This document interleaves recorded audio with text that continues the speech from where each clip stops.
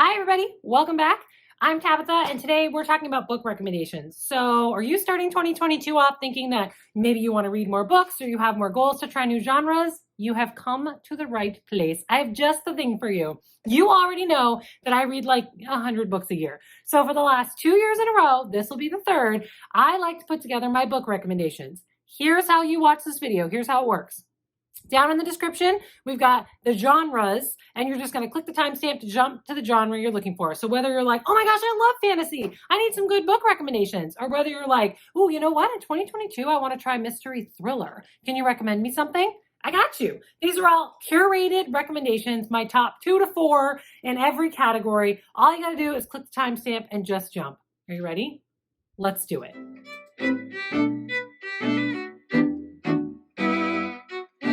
Okay, first up is the genre of graphic novels and manga. This is always a fun one for me because I didn't read a lot of graphic novels and manga until like 4 or 5 years ago. And I only started doing that because you all gave me recommendations. So these are ones that I have read and totally loved that I'm going to recommend to you. And for this category, I have 2 recommendations. The first one is The Great Gatsby graphic novel adaptation. And this happens to come from K. Woodward Maynard. I had to look it up so I wouldn't get it wrong because it's kind of a mouthful. Here's the fun thing about this one. I'm not a Great Gatsby fan. I know the literary people are going to come for me. I'm not. I didn't love it. But the graphic novel is beautiful. It's well illustrated, does a really good job of bringing those literary devices and tools that were used, the figurative language tools, to life in a way that was really cool and easy to understand. It's interesting in a way that I kind of didn't feel like the book was. I just feel like it adds a new level to it that made me appreciate it even more. So this is definitely a recommendation, not only if you're trying to fall in love with graphic novels, but if you happen to be watching this far in the video and you're a teacher who teaches high school, you need this in your high school classroom because you know you have kids out there who don't love The Great Gatsby and just have to get through it. You need this book because it'll really help tie that all together. My second graphic novel or manga recommendation is The Magical Girl Apocalypse. I read book 1 and I loved it. I love how dark it is. I love how gritty it all is. The artist that draws it, I don't know why I just tripped over that word. The art in the book is wonderful. The artist is wonderful. The story is good. It's a little dark. It's a little scary. It is just awesome. So I highly recommend not only The Great Gatsby, but also The Magical Girl Apocalypse. The next genre we're talking about is historical fiction, which is one of my favorites. Now, historical fiction can be tricky. Just because you love it doesn't mean you'll love all of it. So I'm going to try to give you a little about these so you sort of understand where we're coming from. My first recommendation for historical fiction is The Gentleman's Guide to Vice and Virtue by Mackenzie Lee. I was probably like the last booktuber personality to jump on this bandwagon. I feel like I was the last person to read it. But it's definitely worth the read. So what do you need to know about this one? It definitely has LGBTQ stuff going on in it. It definitely has like old Regency sort of vibes to it, a little bit of magic, a little bit of intrigue. It's an amazing historical fiction story. It was a lot of fun and I highly recommend it. Second one I'm recommending is Orphan Monster Spy by Matt Killeen. Orphan Monster Spy is a World War II historical fiction. So a lot of people are like, oh, I'm so done with World War II. So the only other thing I want to say about this is that it is definitely different than all the many other World War II things I have seen, which is saying something because I read a lot of it. So this was definitely a twist I hadn't heard before. The whole premise revolves around a Jewish girl going undercover in a Nazi camp. So like in a training ground sort of thing. It was amazing. A concept I'd never heard before, a twist I'd never heard before. Most of the time in the stories, we don't spend a lot of time talking about the kids. So it was eye-opening and fascinating and of course heartbreaking. Now I've heard that there are others in the series, so keep that in mind. My third recommendation for historical fiction is The Four Winds by Kristen Hanna. This book did come out in 2021, so it's relatively new. It takes place during the American Dust Bowl, like the gold rush, the Dust Bowl era. Heartbreaking and incredibly raw and incredibly real. You got to give Kristen Hanna her props. She does a lot of research when it comes to these. It makes the characters feel like they could have been people that were really alive then, makes the whole story come to life. So my 3 historical fiction recs, in case you're keeping track and you want to go grab them all. The Gentleman's Guide to Vice and Virtue by Mackenzie Lee. the Orphan Monster Spy book by Matt Killeen, and then Four Winds by Kristen Hanna. The next genre we're going to take a look at is contemporary. So these are stories that could be happening right now. They have a touch of realism to them. They don't have a lot of fantasy involved, and they could be characters that are happening right now in today's society. I have 3 recommendations for you. The first one is The Color of Your Voice by Daniel Nguyen. Now this one was tricky because The Color of Your Voice, I could easily see some people calling this fantasy or something like that, because this involves a character who can literally see sounds as colors, which is fascinating. However, modern science research has shown that there are people who claim that they see things that way. So that makes this one a contemporary story. Whatever you like about it, all I know is it was nice and short. It's a good, quick read. It has amazing characters. You'll definitely think about it for a long time afterwards, and that ending is amazing. So I highly recommend that one. My next contemporary recommendation is Sunshine by Marion Dane Bauer. Sunshine is a middle grade contemporary story. So here's the vibe it gave me. If you are a teacher and you teach Shiloh, and it's been in your classroom for years, and you love Shiloh, and you push it on all your kids and you do reading groups, but you've been thinking lately like, okay, so I want something with good lessons and a similar vibe, but maybe something newer. Sunshine was released in 2021, and the storylines are not exactly the same, but I definitely got the same vibe, the same feeling. Lots of strong messages, amazing story, a little bit of heartbreak, and kids you will adore. If you have middle grade readers at home, or if you're a teacher, you need this one in your library. It is that good. My last contemporary recommendation is Beartown by Friedrich Bachmann, which is like right there. It's on my permanent keep forever shelf at this point. Friedrich Bachmann is one of my favorites. And in fact, a man called Uwe made the list 2 years ago. But Beartown is a totally different style of story. This is a contemporary story that's told through the point of views of literally everyone in a small town. All right, not everyone, but a lot of people. So you're multiple point of views and you're jumping through people in a small town. It takes one catalyst of an event and just blows it apart. And in a style that reminds me a lot of Jodi Picoult, if you're a fan of her, he's going to make you think about something you thought you were already opinionated on in a totally different way. It's controversial. It's amazing. Highly recommended. So my 3 contemporary ratings, if you love contemporary, or if you're looking to try it in 2022, are The Color of Your Voice by Daniel Nguyen, who happens to be an independent author, Sunshine by Marion Dane Bauer, and Beartown by Friedrich Bachmann. Next up is the category of science fiction. So I get asked about science fiction all the time. My day job is at a bookstore. People are always asking me about science fiction. What makes science fiction science fiction? It's basically the idea that if this one thing in science were possible, then the whole story could be possible. Whatever that one scientific advancement happens to be. And it can be small or it can be big. It doesn't matter. So I have 2 recommendations for you. That's it. Only 2. But these both are 5-star. Like, go get them, even if you're only thinking of dabbling in sci-fi. Okay. All right. The first one, I know. It's not a recent rec. It didn't come out in 2021. Brave New World by Aldous Huxley. Okay, let me explain. So yes, this came out in like the 1930s, and it's been around for a really long time, but not everyone has read it. So when I'm chatting with people who like sci-fi, I get a lot of people who read 1984, or Fahrenheit 451, but some people skipped on Brave New World, and you can't skip on Brave New World. It's amazing. It's dystopian when dystopia was new. It's makes you think, makes you feel a little bit. I have a customer at the bookstore who calls those check if you're alive books because they make your heart flutter and you know you're still alive. It's cute. I'm going to steal it. Anyway, Brave New World by Aldous Huxley is a must read. If you've gotten this far in life and you haven't read it yet, read it. If you read it before and you were like, I don't really remember it, read it again. It's a good rec. But here's my other sci-fi rec, and it's a new one. So if you're looking for something new, I got you. Omnihumans by Tom Levine, which is probably just out of shot over here.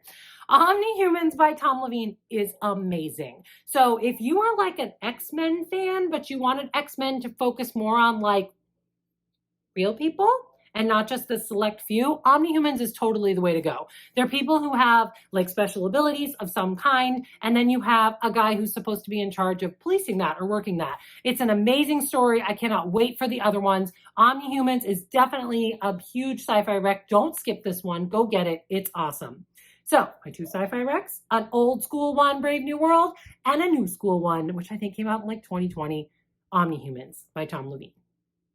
Next on my genre list, don't come at me, it's a genre, is paranormal. So a lot of people will tell me paranormal is a type of fantasy, and it is, totally. But fantasy, I would think you're not going to find vampires or things like that. Paranormal, you totally would. It's normal. So if you're looking for a good paranormal rec because you love it, or you're looking to try something new, I got you. We got 3 of them coming at you right now. Number 1, Dawn's Legacy by Karen Larinaga. It's not cheating. This is the 3rd book in a series, and it's the conclusion of the series. So on last year's list, the 2020 list, I think I featured the first 2 books in this series. They're literally right here. I think I featured the first 2 books on this series last year because they were amazing. It's not cheating to list it again because I just read the 3rd one. And the 3rd one wraps up this series.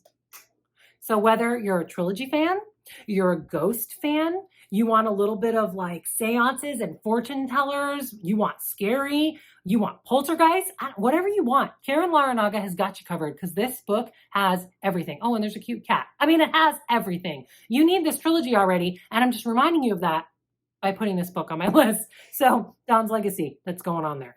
Second on my paranormal recommendations is Soul's Choice by Carrie Davidson. This is Carrie's, as far as I know, first paranormal book, but now there's a bunch. Soul's Choice is the first in a series. I got that around here somewhere too. It's got an absolutely gorgeous purple cover. It's just beautiful. So what I liked about this one, if you like afterlife stories, if you like exploring the idea of what comes after you die, that is played around with in Soul's Choice in a way that I had never seen before. It's fascinating and it's beautiful. And as always, Carrie's language is just gorgeous. It's really well done. Definitely recommended. Go get it. You'll love these characters. My 3rd paranormal recommendation is Mayday by Josie Jaffrey. Mayday is a vampire novel. So if you're looking for a vampire novel, but you wanted something a little fresh, a little different, I don't always love paranormal, but Mayday, I don't always love vampire, but Mayday is a little fresh. It's vampires policing other vampires. It was fascinating, really well done. The chemistry between 2 of the main characters, 2 of the characters kind of burns really hot. You definitely get that steamy villain thing going on. Mayday has a lot going for it. So those are my 3 paranormal recommendations. You need all 3 of them. They're awesome. Dawn's Legacy, the conclusion to the Dawn series by Karen Larinaga. Yes, it's indie. A Soul's Choice by Carrie Davidson, first in a series. Yes, it's indie. And Mayday by Josie Jaffrey, a good vampire novel. And yes, it's indie. So what am I saying? I read a lot of paranormal in 2021, but indies are just dominating the game. So if you're not reading indie paranormal, you're missing out. Next up is fantasy. Now, for fantasy, I had to split it into 3 categories. I read a lot of fantasy, ladies and gentlemen, but if you read fantasy, you know this.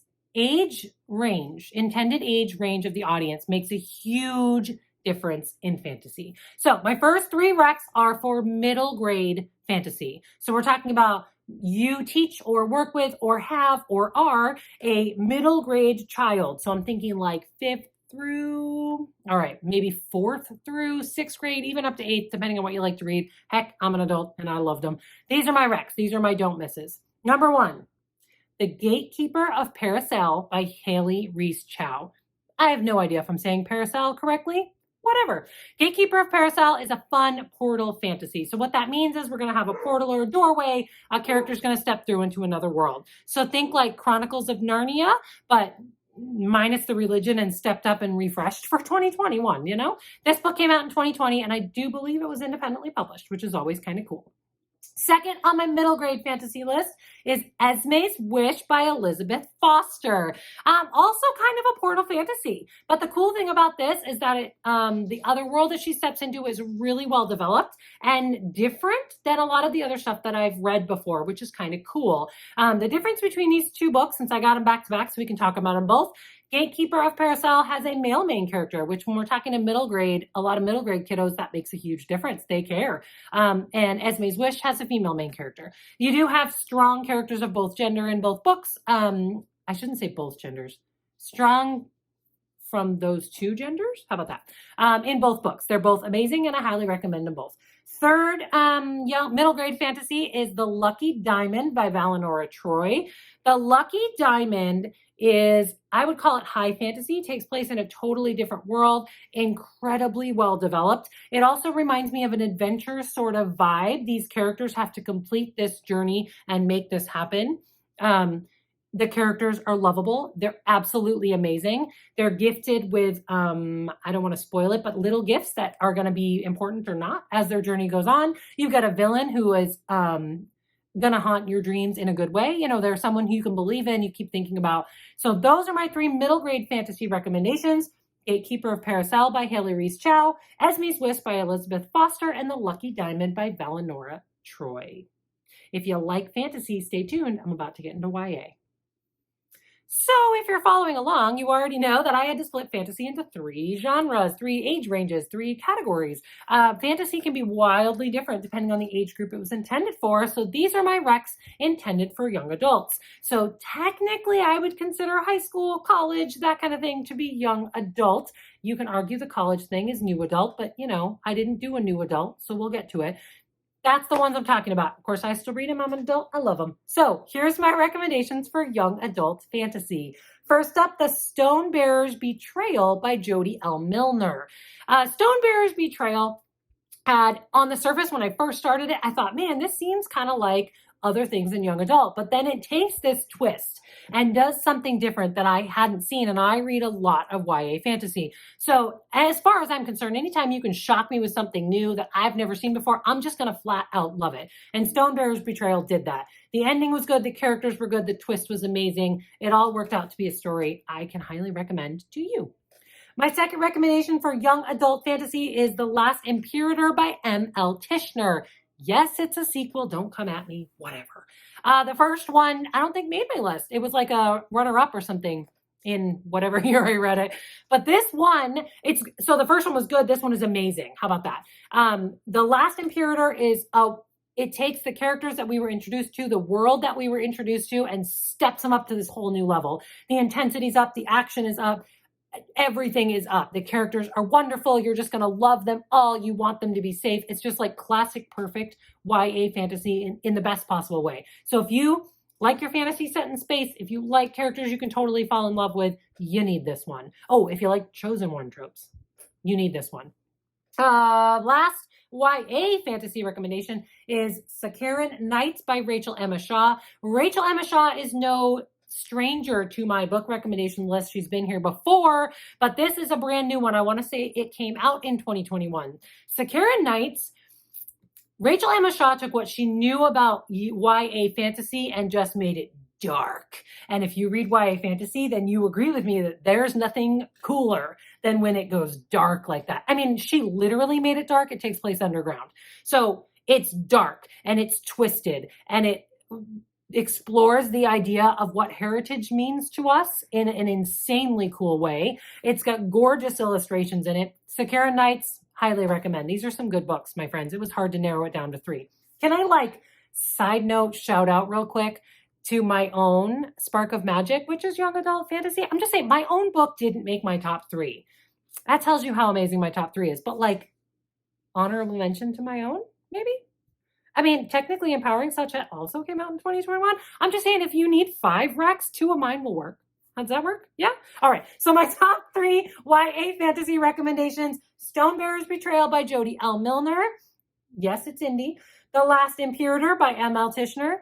Yes, it's indie. And Sakaran Nights by Rachel Emma Shaw. Whoop, you guessed it, indie. That's right. So on all the YA fantasy I read, again, the recommendations list is dominated by indies. Again, that means this tells me that indies are knocking fantasy out of the park. And if this is what you read, you should be reading indie. Just saying. All right, it's time to put a bow on my fantasy recommendations. So if you've been following along, I split fantasy into 3 age ranges: middle grade, young adult, and adult, because if you read it, you already know they're insanely different. So to round out fantasy, I'm coming at you with 2 adult fantasy recommendations. All right, now you could also argue these are new adult/adult. And I would argue that. So it's fine. So it's cool. If you consider yourself new adult, go with these. They won't disappoint. The first adult fantasy recommendation is, and I'm going to say it wrong, I'm sure. Sorry. Sarul by Lauren Hemphill. It's right here. Sarul, how do you even describe this book that's gorgeous? It's gorgeous. It's gorgeous and it's deep and it is definitely high fantasy. It's going to throw you in a world that you feel like could be real and you're just wrapped up in it and totally engrossed in it. Sarul is the sequel to Viridis. So do you have to read both? Probably not, actually. I didn't think I needed to read both, but you might as well because they're gorgeous and they're beautiful. Did you have some LGBTQ themes going on and they're done well and it's beautiful.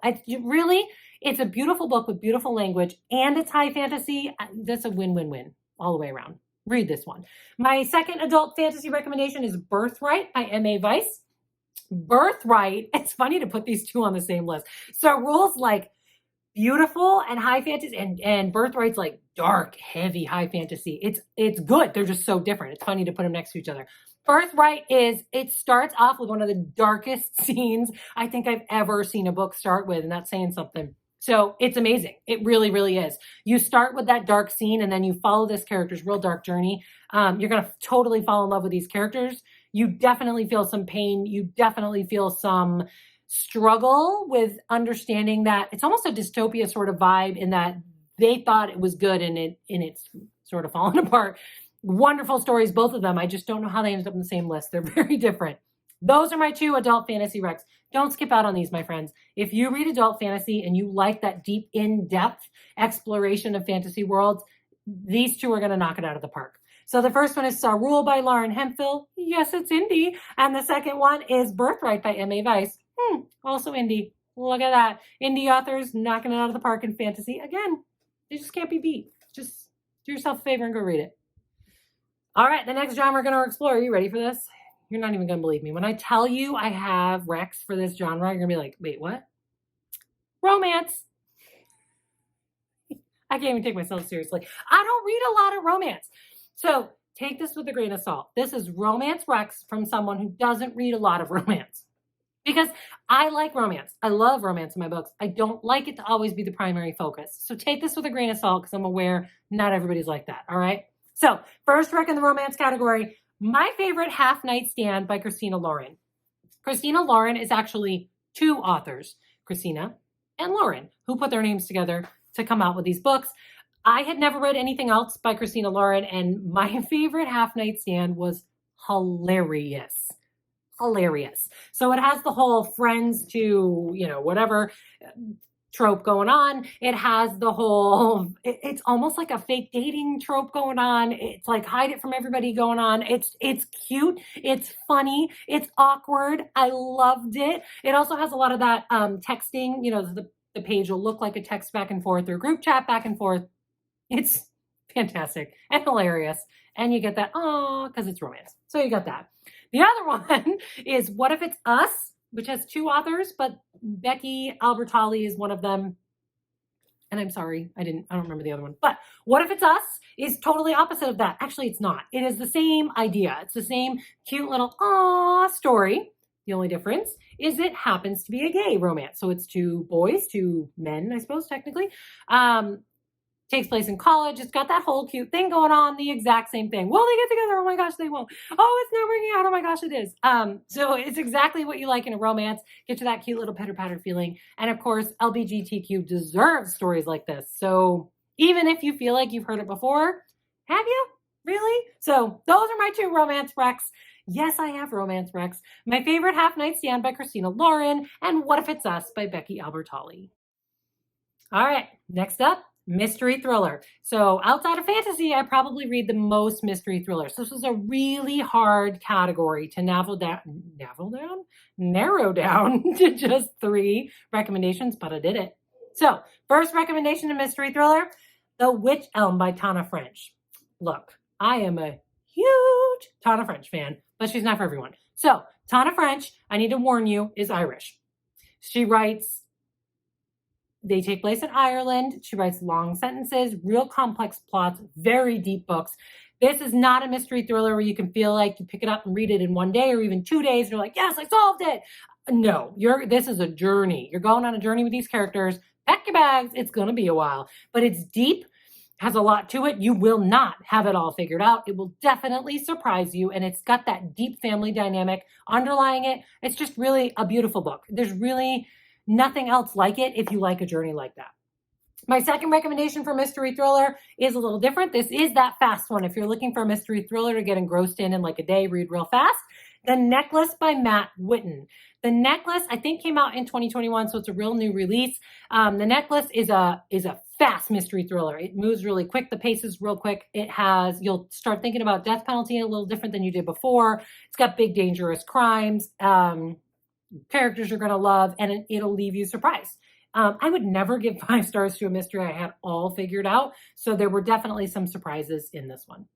My third recommendation for mystery thriller kind of walks the line between those two. So it's not a slow burn, take you a week. It's not a fast read in a day. It's kind of in the middle. So you're like jogging. This one is Turn of the Key by Ruth Ware. I didn't know how I would feel about this one. And then I loved it. So this one sort of takes stories you think you've heard before and a smart house sort of gone wrong and wraps it all up with a babysitter. I mean, there's a lot going on in this one. And it just comes together in a really cool, amazing way. If any of that sounds like your fancy, Turn of the Key by Ruth Ware. So my 3 mystery thriller recs: Witch Elm by Tana French, if you like a slow moving mystery; The Necklace by Matt Whitten, if you like your mysteries a little faster but still surprising; and Turn of the Key by Ruth Ware if you're all about smart houses gone wrong. I'm just saying, it works. Next up is my horror recommendations. You like to be scared? Horror's got your number. Okay, here we go. First one is, I'm going fast. I'm just going to go fast, whatever. First one is Chimera, which is actually an anthology from the Lost Boys Press. Quick commercial, Lost Boys Press. They're kind of a new baby publishing company. They only got 5 books out right now, but more are coming. You should definitely go to their website and sign up for their review crew, because then you get books like this for free. Anyway, Chimera is an anthology, so that means it has short stories from many authors. Basically, it takes the idea of, I'm pretty sure they just gave them the open-ended prompt of write a story about a horror character, a horror monster, in a way we've never heard. Go! And Chimera, it's amazing. It is absolutely amazing. So you're going to have horror characters you've heard of before in new ways. You're going to have some I had literally never heard of some of these. And, now I have new nightmares. So thanks for that, Chimera. Highly recommended. If you claim to be a horror fan, you need this book on your shelf, because it's going to change the way you think about horror in a really cool way. Second recommendation for horror: The Death of Jane Lawrence by Caitlin Starling. The Death of Jane Lawrence is a 2021 book. It just came out not long ago. Actually, I want to say it was even the second half of 2021. It's like the classic haunted house ghost story novel turned on its head, haunted person, haunted house kind of story. It's everything you expect it to be, plus a little bit more. It's got a medical doctor. I'm just going to leave it at that because it would be spoilers. It's creepy. It will haunt your nightmares. And, that's what you want from horror. So if you like a haunted house thing, but you want that twist, that medical doctor twisted into that, this is unmatched. Go get it. My third horror recommendation, talk about nightmares: Those We Bury Back by Tom Levine. Hey, look at that. Tom Levine made the list twice. Once for sci-fi, once for horror. He's the only author ever to do that. And he's done it 2 years in a row. Hi, I have favorites. Okay, so Those We Bury Back by Tom Levine starts out as an innocent enough story, right? A guy's just going to go to his childhood home to pick something up. And then it falls apart, and it becomes the stuff of nightmares in the best possible way. It's short. It's a fast read. And I don't know how it can give you that many nightmares when it's that short. And there's no greater compliment to pay to a horror book, right? Go get this. If you read horror, these are 3 books you absolutely need to be reading right now, because they're amazing. Whew. All right. So my 3 horror recs, one more time to sum it up: Chimera, the anthology from the Lost Boys Press; The Death of Jane Lawrence by Caitlin Starling; and Those We Bury Back by Tom Levine. One of those is an indie, one of them is a small press, and then one traditional. So, I'm all about spreading the love around here. Last but certainly not least, the nonfiction or memoir category. I'm just rolling them into one. Nonfiction is, of course, stories that are true in some way or another. I'm sure these authors take a little bit of creative license, let's say, with the stories, but they're true. They're based on a true story. So the first one, Born a Crime by Trevor Noah. Born a Crime is, you've probably heard of Trevor Noah, the comedian. Trevor Noah's real life story of growing up in South Africa. An amazing story if you're interested at all in South Africa, or maybe you're just a Trevor Noah fan. It really doesn't matter which side of the line you fall on. In fact, I'm going to say if you like strong females, go read this, because Trevor's mother is a force to be reckoned with. That woman is amazing, and we'd be good friends. The story itself, I almost feel like it's more a story of growing up in South Africa and less the story of Trevor Noah, but his comedy is in there. If you've ever heard his stand-up, his timing is in there, his comedy's in there, his personality's in there. It makes for an amazing story that doesn't at all feel like a textbook.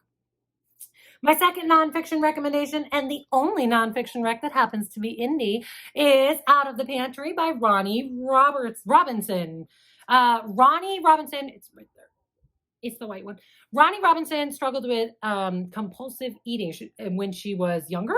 I mean, you always struggle with that, right, Ronnie? So it's not really something you can outgrow. This is the true story of Ronnie's journey for what that means. As me, someone who has never known a compulsive eater or known what that means, this was beautiful. I mean, it was beautiful. It's weird to say that, but Ronnie is so raw and real about her struggles. She is so good with language and does such a good job of explaining it to you so that you almost feel it with her.